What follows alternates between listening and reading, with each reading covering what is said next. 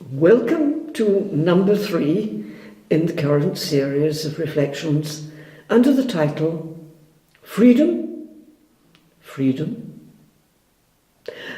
And in this series of reflections, our aim is simply to look at one aspect of the current period of time we're all journeying through, and one of the challenges that we have to face.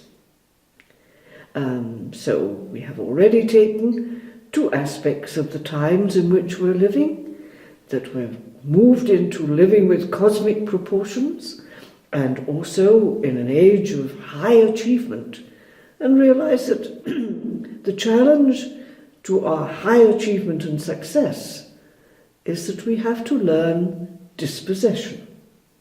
So here we are now with number 3. And this is very familiar.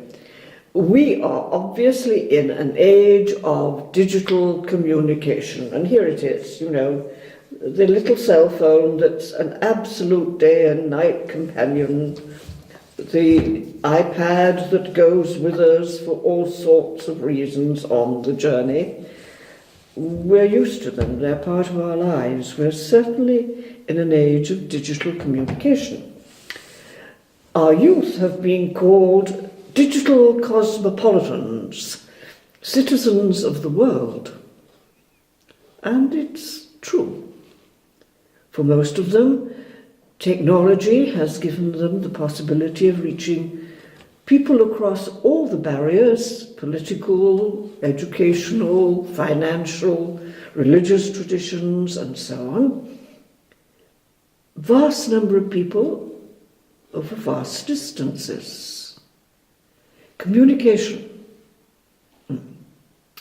We have all the technology. We can use the email, we can use Skype, the website, the Facebook, the WhatsApp, the Twitters, the tweets, the blogs, the chatting, etc., etc., etc. But really, are we talking about communication or only messaging? Sending information from one place to another, rapidly and not always accurately. Whereas communication requires an interaction that is mutual and personal. But the communication we have, the digital communication, does have many positive effects that we need in this age. It does help to bring down the barriers, to help people to cross into other worlds, in other ways of thinking, political viewpoints, traditions, and so on, which is what we certainly do need. We need to grow in the sense of each one of us belonging to the whole family, and that the whole world is our responsibility. Planet Earth doesn't belong to any one group of people. It's the responsibility of all of us. And so our digital communication, all the methods we have, certainly is a very positive help towards this in today's age. Of course, it has negative effects also. The sense of connectedness is very often false.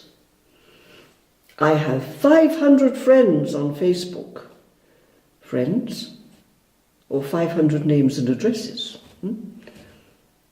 The slavery to the technology itself. I must always have my iPhone there. Because if not, somebody may want to contact me and can't reach me. Or I can't reach someone else. And I have the fear of actually being alone. We're also, of course, victims of information that's given to us through the media, skewed political information, lopsided opinions rather than actual factual events. That has, unfortunately, the effect quite often of blunting our individual critical thinking. so that we are losing the freedom to judge and decide independently for fear of aloneness. You know? So, with the positive effects and the negative effects, what do we need to face the challenges, these challenges, in this age of digital communication? Well, the answer is simple but difficult. We need to rediscover silence. Silence helping us to really hear what cannot be heard by words, what cannot be understood and interpreted by mind. Silence. Well, of course we know what silence is, but do we? Silence is at many levels, and even outer silence, we've discovered we don't really know what silence is. When our first astronauts went into space, they described to us how beautiful planet Earth is when it's seen from space. And also they told us, we've heard silence.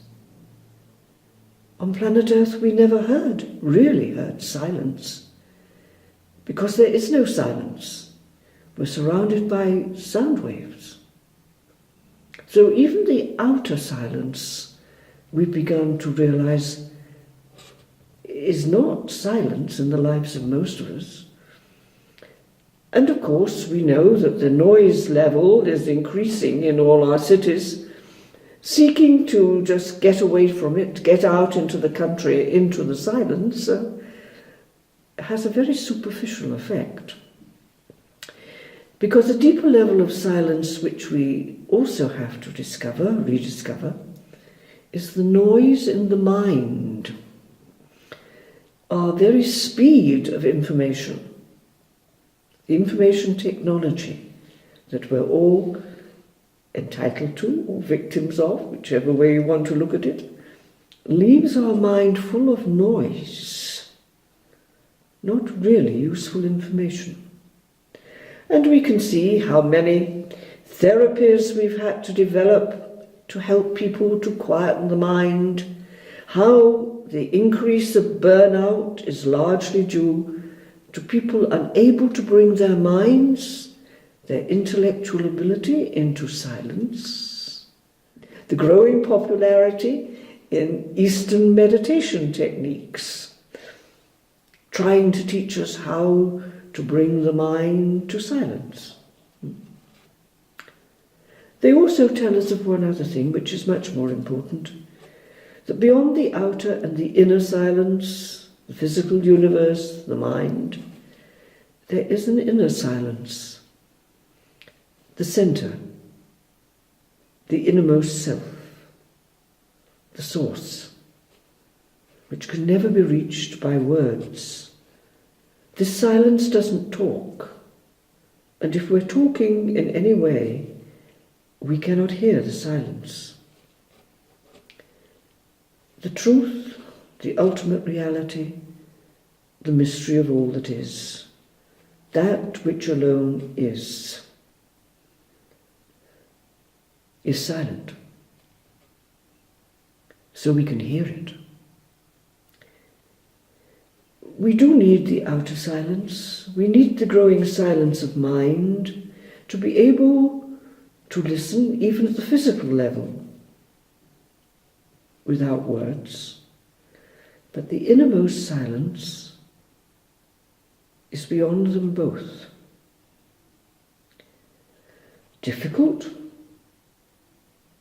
Yes and no. We have developed abundant methods to bring our physical capacities, body and mind, into stillness and to listening without reliance on words.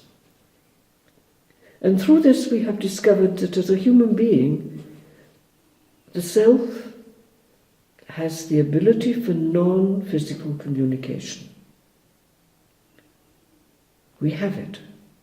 We need it. So why is it so difficult? We only listen if we pay attention. And we'll only pay attention if we're interested. And we'll only be interested if our desire is focused. And so, the challenge and the response to the challenge of this today. Where am I? At the level of messaging only? Do I ever enjoy genuine communication, person to person?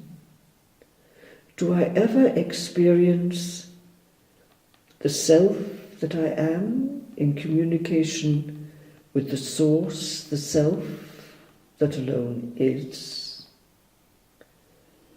Can I hear beyond the words? Can I hear beyond the silence?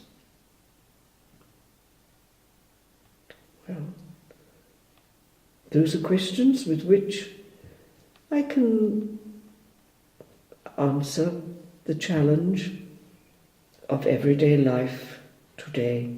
And perhaps we could each develop for the coming month a small practice that every time I pick up my cell phone and open it, I pause and listen.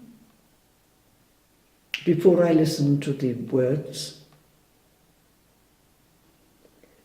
and slowly I'll discover that I can hear the silence, which is the only genuine communication. Self to self.